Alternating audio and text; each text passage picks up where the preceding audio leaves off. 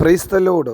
വേഗം വരുന്നവനായ നമ്മുടെ കർത്താവായ യേശുക്രിസ്തുവിൻ്റെ നാമത്തിൽ എൻ്റെ സ്നേഹവന്ദനങ്ങളെ ഞാൻ അറിയിക്കുന്നു. ലൂക്കോസ് വിശേഷം 17-ാം അധ്യായം 17-ാം വാക്യം. 10 പേർ ശുദ്ധരായി തീർന്നില്ലയോ? 9 പേർ എവിടെ? ഈ അന്യജാതിക്കാരനല്ലാതെ ദൈവത്തിന് മഹത്വം കൊടുപ്പാൻ മടങ്ങി വന്നവരായി ആരെയും കാണുന്നില്ലല്ലോ എന്ന് യേശു പറഞ്ഞിട്ട് അവനോട്, എഴുന്നേറ്റ് പൊയ്ക്കൊള്ളുക, നിൻ്റെ വിശ്വാസം നിന്നെ രക്ഷിച്ചിരിക്കുന്നു എന്ന് പറഞ്ഞു. ഹല്ലേലൂയ. ഈ 10 കുഷ്ഠരോഗികളുടെ കഥ, വേദപുസ്തക ചരിത്രം നമുക്ക് വളരെ സുപരിചിതമത്രേ. ജീവിതത്തിൽ നന്ദിയുള്ളവരായി, കർത്താവ് ചെയ്ത ഉപകാരങ്ങൾക്ക് നന്ദിയുള്ളവരായി ജീവിപ്പാൻ ഈ വേദപുസ്തക ചരിത്രം നമ്മെ ഓർമ്മപ്പെടുത്തുന്നു.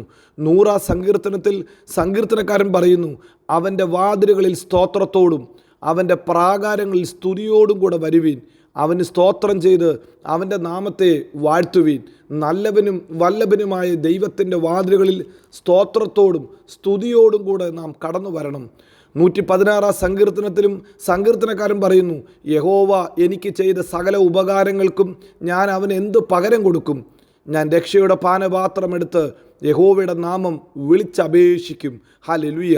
പലപ്പോഴും ജീവിതത്തിൽ നന്മ ലഭിക്കുമ്പോൾ, അനുഗ്രഹം ലഭിക്കുമ്പോൾ നാം ദൈവത്തെ നന്ദി അർപ്പിക്കാൻ മറന്നു പോകാറുണ്ട്. യേശു കർത്താവ് ചോദിക്കുന്നു, 9 പേർ എവിടെ? ഇവിടെ ഈ ചരിത്രം പറയുന്നു, മടങ്ങി വന്നവൻ അന്യജാതിക്കാരനാ, പുറം ജാതിക്കാരനാ, യഹൂദ വംശത്തിൽ പെട്ട ഒരു വ്യക്തിയല്ലായിരുന്നു. എന്നാൽ നന്ദി അർപ്പിക്കാൻ മടങ്ങി വന്നത് അവൻ മാത്രമാണ്. ഈ പകൽക്കാലം കർത്താവ് നമ്മോട് ചോദിക്കുന്നു, നാം ആരുടെ കൂട്ടത്തിലാ? നാം മടങ്ങി വന്ന അന്യജാതിക്കാരൻ്റെ കൂട്ടത്തിലാണോ? അതോ 9 പേർ സ്വന്തം ജാതിക്കാരൻ മടങ്ങി വരാത്ത ആ 9 പേരുടെ ഗ്രൂപ്പിലാണോ നാം ഉള്ളത്? ഇന്ന് പകൽക്കാലം നാം നന്ദിയുള്ളവരായിത്തീരാൻ പരിശുദ്ധാത്മാവ് നമ്മെ ഓർമ്മപ്പെടുത്തുന്നു.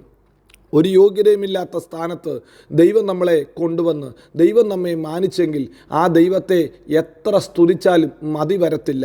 ദൈവം നമ്മെ വിളിച്ചിരിക്കുന്നത് ശ്രേഷ്ഠകരമായ ജീവിതത്തിന് വേണ്ടി അത്രേ.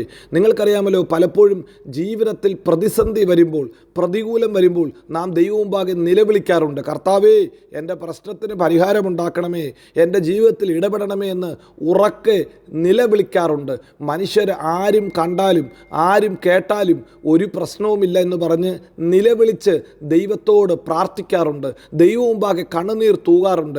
കാരണം ജീവിതത്തിൽ ഒരു വിടുതൽ വേണം, ജീവിതത്തിൽ ഒരു നന്മ വേണം എന്നുള്ള ആഗ്രഹത്തോടെ മനുഷ്യർ നിലവിളിക്കാറുണ്ട്. എന്നാൽ നന്മ കിട്ടിക്കഴിയുമ്പോൾ, അനുഗ്രഹം കിട്ടിക്കഴിയുമ്പോൾ നമ്മുടെ ശബ്ദം കുറഞ്ഞു പോകും. നമ്മുടെ ടെസ്റ്റിമണികൾ ഹല്ലേലൂയ മനുഷ്യർ കേൾക്കെ നാം പറയാറില്ല. ഹല്ലേലൂയ. യേശു കർത്താവ് ചോദിക്കുന്നു, ബാക്കി 9 പേർ എവിടെ? 9 പേർ എവിടെ? ഹല്ലേലൂയ. ഇവിടെ മടങ്ങി വന്നവനെക്കുറിച്ച് വേദപുസ്തകം പറയുന്നു, തനിക്ക് സൗഖ്യം വന്നു എന്ന് കണ്ടപ്പോൾ അവൻ ഉച്ചത്തിൽ ദൈവത്തെ മഹത്വപ്പെടുത്തി. അവൻ ഉച്ചത്തിൽ ദൈവത്തെ മഹത്വപ്പെടുത്തി.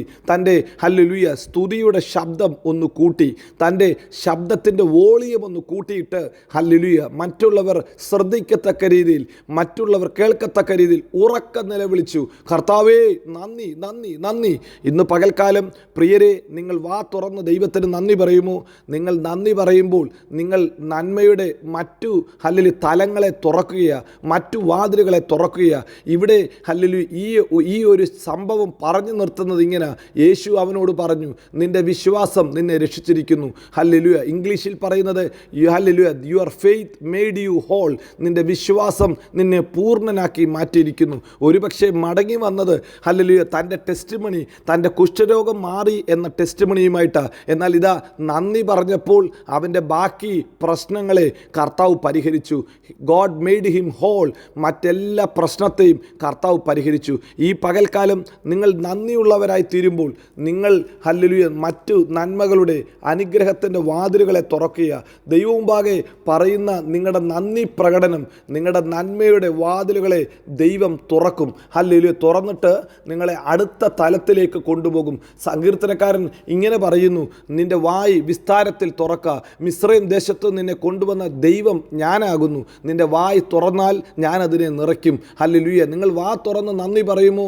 അങ്ങനെയെങ്കിൽ സങ്കീർത്തനക്കാരൻ പറഞ്ഞു നിർത്തുന്നത് ഇങ്ങനെയാ, ഞാൻ ഹല്ലേലൂയ അവർക്ക് മേൽത്തരമായ കോതമ്പ് കൊണ്ട് അവരെ പോഷിപ്പിക്കും, അവരുടെ ശുഭകാലം എന്നേക്കും നിലനിൽക്കും, പാറയിൽ നിന്നുള്ള തേൻ കൊണ്ട് ഞാൻ അവർക്ക് തൃപ്തി വരുത്തും. നന്ദി പറയുന്ന ദൈവത്തിൻ്റെ പൈതലേ, നിനക്കൊരു വിടുതൽ മാത്രമല്ല, ഒരു പുറപ്പാട് മാത്രമല്ല ദൈവം തരുന്നത്. ദൈവം തരുന്നത് സ്വസ്ഥത തരും, ദൈവം മേൽത്തരമായ കോതമ്പ് തരും. അതുകൊണ്ട് ഈ ഹല്ലേലൂയ ഒരു കുഷ്ഠരോഗിയെ പോലെ നിങ്ങൾ വാ തുറന്ന് ദൈവത്തെ ആരാധിക്കണം, ദൈവത്തെ സ്തുതിക്കണം. ദൈവത്തെ സ്തുതിച്ചാൽ നിങ്ങൾക്ക് വേണ്ടി നന്മയുടെ വാതിലുകൾ ദൈവം തുറക്കും. ഹല്ലേലൂയ. ഇതാ എബ്രായ ലേഖനത്തിൽ 12-ാം അധ്യായം 28-ാം വാക്യത്തിൽ നാം ഇങ്ങനെ വായിക്കുന്നു, ആകയാൽ ഇളകാത്ത രാജ്യം പ്രാപിക്കുന്നത് കൊണ്ട് നാം നന്ദിയുള്ളവരായി ദൈവത്തിന് പ്രസാദമരുമാറ് ഭയത്തോടും കൂടെ സേവ ചെയ്യുക. ഹല്ലേലൂയ. നാം ഇളകാത്ത രാജ്യം പ്രാപിക്കുന്നവരാകൊണ്ട് നന്ദിയുള്ളവരായിരിക്കണം. പ്രിയരെ, നന്ദിയുള്ളവരായിരിക്കാം. നമ്മുടെ നന്ദി പ്രകടനം മറ്റ് നന്മയുടെ വാതിലുകൾ തുറക്കുന്നതത്രേ. നാം ഇളകാത്ത രാജ്യം പ്രാപിക്കുവാൻ തക്കവണ്ണം ഈ ലോകത്തിലെ നന്മ മാത്രമല്ല, ഈ ലോകത്തിലെ വീടോ വാഹനമോ കുഞ്ഞുങ്ങളോ സ്വത്തുക്കളോ ഒന്നുമല്ല, അതിനെക്കാട്ടിലും ഉപരിയായി ഇളകാത്തൊരു രാജ്യം, ഒരു നിത്യത ദൈവം നമുക്ക് തന്നിട്ടുണ്ട്, നമുക്ക് ഒരുക്കിയിട്ടുണ്ട്. അത് പ്രാപിക്കണോ? നന്ദിയുള്ളവരായിരിക്കാം. നമുക്ക് നന്ദിയുള്ളവരായിരിക്കാം. 9 പേരുടെ കൂട്ടത്തിൽ പോകാതെ മടങ്ങി വന്ന ഒരാളെ പോലെ അത്യുച്ചത്തിൽ നാം ആയിരിക്കുന്ന സമൂഹത്തിൽ പറഞ്ഞാട്ട്, കർത്താവേ നീ നല്ലവൻ, കർത്താവേ നീ വല്ലഭൻ. നിങ്ങൾ അങ്ങനെ പറയുമോ? നിങ്ങൾക്ക് വേണ്ടി അനവധി മറ്റു നന്മകളുടെ, അനുഗ്രഹത്തിൻ്റെ, സൗഖ്യത്തിൻ്റെ, വിടുതലിൻ്റെ വാതിലുകൾ ദൈവം തുറക്കും. ഇളകാത്ത രാജ്യം നമുക്ക് വേണ്ടി ഒരുക്കിയിരിക്കുന്നു. ഈ ദൈവം വിശ്വസ്തൻ, വാക്കുമാറാത്തവൻ. അവൻ നമ്മെ എല്ലായിടത്തും എല്ലായ്പ്പോഴും ക്രിസ്തയേശുവിൽ ജയോത്സവമാക്കി നടത്തും. God bless you. ആമീൻ.